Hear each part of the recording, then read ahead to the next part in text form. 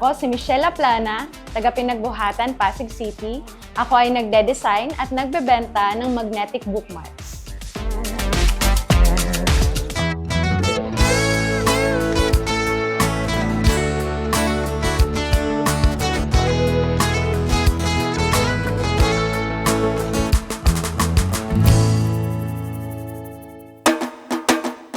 Ang mga handmade magnetic bookmarks ni Ate Michelle ay sobrang cute, sobrang artistic at swak sa budget at pwedeng-pwede ring pagkakitaan. Perfect na creative project sa bahay turn into kabuhayan. Kaya Ate Michelle, paano ba to? Ngayon po ay tuturuan ko po kayo kung paano po gumawa ng magnetic bookmarks. Pero bago ang lahat, kakailanganin natin ang ating mga kagamitan katulad ng laptop, printer, photo paper, photo top, magnetic sheets, ruler, cutter, corner cutter, magnet cutter, laminator, at squeegee. Ngayon po ay magsisimula na po tayo. First step po, gagawa po tayo ng ating design ng ating bookmark. Meron na po akong nagawang template po dito. Sa pagpiprint po ng ating design bookmarks, kailangan po natin gumamit ng photo paper.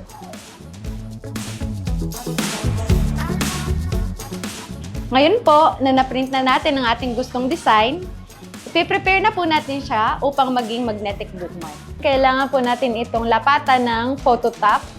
Ang photo top po ay ginagamit natin para po maging waterproof at scratch-proof po ang ating bookmarks. Sa paglalagay po natin ng photo top, dapat po maingat po tayo para po hindi tayo magkamali at maiwasan po natin ang bubbles. Sa paglalagay po ng photo top, kailangan po natin gumamit ng squeegee para sigurado pong maidikit po nating maigi sa photo paper yung ating photo top. Pagkatapos po natin malagyan ng photo top, kailangan po natin i-laminate. Ang gagamitin po nating setting sa pagla-laminate ay ang cold lamination.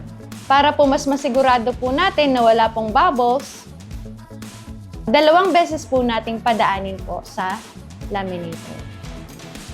Pagkatapos po nating mga laminate, kailangan na po nating gupitin ang mga bookmarks ating pong gagawin. Gagamitin po natin ay ang ruler at ang cutter. Para sa ating demo, ang size ng ating bookmark, ang height po ay 2 inches at ang width naman po ay 1.5 inches. Suggestion po natin sa pagka-cut po natin ng ating mga bookmarks or anumang crafts or arts and crafts, gumamit po tayo ng cutting mat upang po maiwasan po natin na magasgasan ng ating mga lamesa. Pagkatapos po nating ma-cut lahat ng bookmarks, kailangan po natin gumamit ng corner puncher or corner cutter. Kailangan po ito para po maging curve ang sides po ng ating mga bookmarks. Pagkatapos po nating makat ang sides ng ating bookmarks, kailangan po nating itong tupiin. Ang tawag po ay scoring. Kailangan po natin itong tupiin sa gitna upang po maging bookmark. Pagkatapos po nating magtupi, gagamit naman po tayo ng magnets. Sa paggupit po ng magnets, kailangan po muna nating sukatin ang size ng bookmarks na sasakto po sa ating magnets. Di naman po kailangang saktong-sakto po lahat. As long as may maayos po kayong maggupit, nakakayaning maidikit sa ating bookmark. Sa paggupit po natin ng magnet, kailangan po natin ulit gumamit ng ruler at ng cutter. Maging maingat po tayo para hindi po tayo masaktan sa paggupit po ng magnet. At sunod po, kapag nakuha na po natin ng saktong sukat, kailangan na po natin gupitin ang bawat magnet na kakailanganin natin. Gamit po ang magnet cutter. Para po hindi naman masyadong matulis po ang bawat sides ng ating magnet, kailangan po natin gumamit ng magnet cutter. Pagkatapos po natin trim o cut ang corners ng ating magnets, kailangan po natin itong i-match kung anong magnets po ang magkakadikit-dikit. Para po maiwasan din po natin ang magkamali dahil pag namali po ang ilagay po nating magnet, hindi po didikit at hindi po magmamatch ang bookmark na ginawa. Sa paggawa po ng bookmarks, kapag meron na po kayong sariling template, madali na lamang po itong gawin. Sa loob lamang po ng 20 to 30 minutes, makakagawa na po kayo ng 6 hanggang 10 perasong magnet. Ito na po ang ating finished product, ang magnetic bookmark. Pwede na po natin ito magamit sa ating mga libro or notebook habang tayo po ay nagbabasa o nagsusulat. Kung mahilig ka sa arts and crafts, malaki ang potensyal na kumita sa mga magnetic bookmarks. Kaya tanong natin, magkano ba ang puhunan para magsimula? At gaano kalaki ang kita? Sa mga gusto pong sumubok ng ganitong pangkabuhayan, as long as meron po kayong stationary tools katulad po ng printer at iba pa pong kagamitan, sa halagang 500 pesos po ay makakagawa po kayo ng 20 sets ng magnetic bookmarks. Bawat set po ay mayroong 6 na piraso po ng bookmarks at maibebenta po ang bawat set ng 100 pesos. Kung meron po tayong 20 sets, meron po tayong 2,000 pesos at ibabawas na po natin doon ang ating puhunan na 500 pesos. Meron po tayong kita na 1,500 pesos po.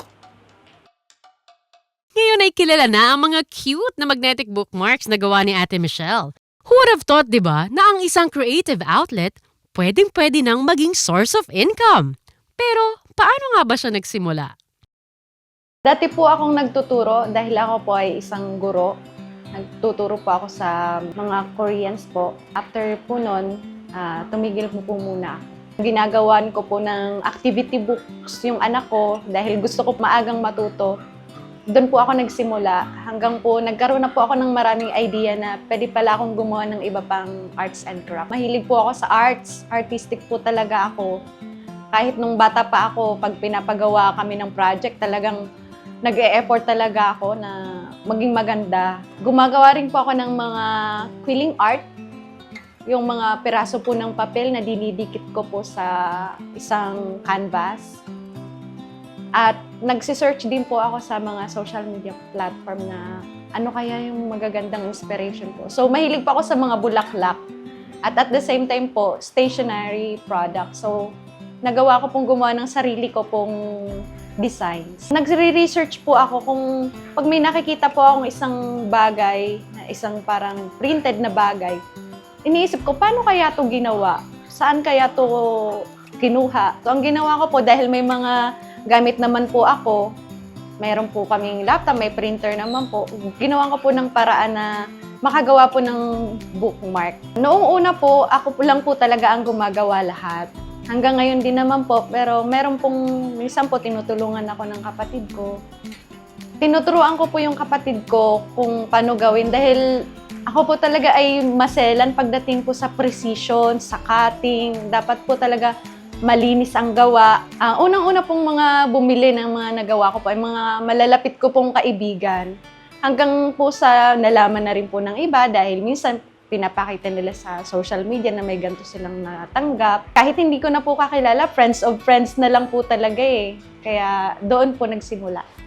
Naboboard po kasi talaga ako. Gusto ko may ginagawa ako na maging productive po ako sa isang araw o isang linggo, dapat may isang project po akong matapos. So far po, wala naman po akong na-receive na anumang negative feedback. Pero sa akin po, sa sarili ko po, alam ko po na kailangan ko pa pong mag-improve. Hindi ko po ine-expect na mayroon pong tatangkilik po talaga na may aking pagkakakitaan. Dahil una po, for personal use nga lang po talaga. Mas effective po pala na gamitin ang social media para ipakita ang mga products or arts and crafts na nagawa mo na po. Hindi laging smooth sailing. Ang bawat hanap buhay may mga challenges rin na dapat pagdaanan. Mga materyales, oras at syempre, paano makahanap ng customers.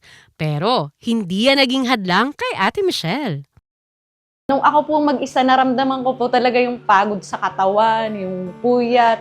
Tapos na-realize ko, ay, hindi pala siya ganun kadali. Mahirap pala. Kahit ano palang pangkabuhayan o anumang pinagkakakitaan. Kailangan mo po talagang paglaanan ng lakas, ng panahon. Na sabi ko nga, para maging successful ka, kailangan mo talagang mag-effort talaga eh. Medyo mahirap din po gumawa ng mag-isa.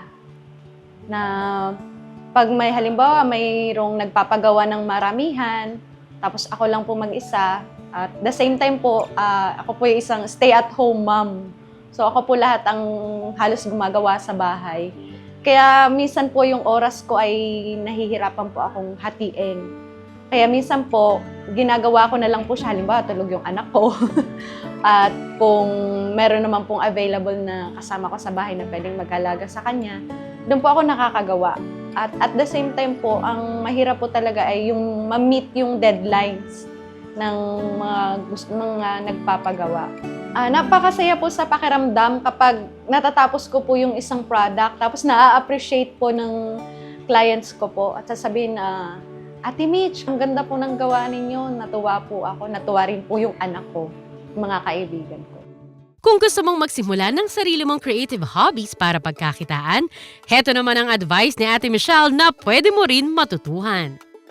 Sa mga nais po na halimbawa gusto ng mayroong pagkakakitaan, marami po tayo pwedeng gawin. Lalo na kung mayroon tayong kakayanan makagawa ng paraan para sa mga gagamitin, sa mga devices. So, kailangan lang po talaga natin mag-isip at maghanap po ng idea para po makagawa ng mga products. Habang nagsisimula po talaga, magdadalawang isip ka na, kaya ko ba itong ituloy? Kasi nagsisimula ka pa lang, wala pang gaanong nakakaalam.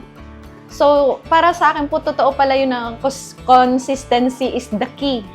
At wag pong mawala ng pag-asa kasi the more po na gumagawa tayo, the more na may mga taong nakakakita, ma-attract po natin sila at tatangkilikin po nila yung mga products po natin. Kapag po halimbawa naging stable na po yung ating pinagkakitaan, pwede po iwasan po natin mag-isip ng negatibo at iwasan din po natin na masyado po tayong maaliw sa ibang bagay. Siguro po, iwasan natin yung mga distractions para po kung ano man po yung goal natin, kung ano po yung gusto nating mangyari sa hobbies natin or kung ano po yung pinagkakitaan natin, matutupad po natin. Bilang Iglesia ni Cristo po, ang laking tulong po sa akin ng mga aral, maging rin po ang mga leksyon sa bawat pagsamba na nagpapalakas po sa akin na kahit anong mangyayari, anong pagsubok, minsan na nalulungkot, pero kapag nasa pagsamba po, doon po ako kumukuha ng lakas para po maipagpatuloy ko po kung ano yung ginagawa ko. Sinasampalatayanan ko po na ang Diyos po ay hindi nakakalimot, lagi po siyang magbibigay ng mga biyaya sa iba't ibang paraan po. Kailangan lang po natin talagang manalangin. Kapag po tayo'y nananalangin, hindi lamang po tayo hihiling, dapat po may pagsunod po tayo, mayroon po tayong ginagawa para din po sa Ama. At maging masunurin po sa lahat ng utos ng ating Panginoong Diyos. Mula lang sa creative hobbies ang mga magagandang magnetic bookmarks na ito. Pero para kay Ate Michelle, ang mga magnetic bookmarks rin na ito, patunay na ang mga simpleng hobbies natin ay pwedeng magbunga ng masaganang kabuhayan kahit sa isang sulok lang ng bahay. Proud ako na gumagawa, nagde-design, at nagbebenta ng magnetic bookmarks dahil trabaho ko to.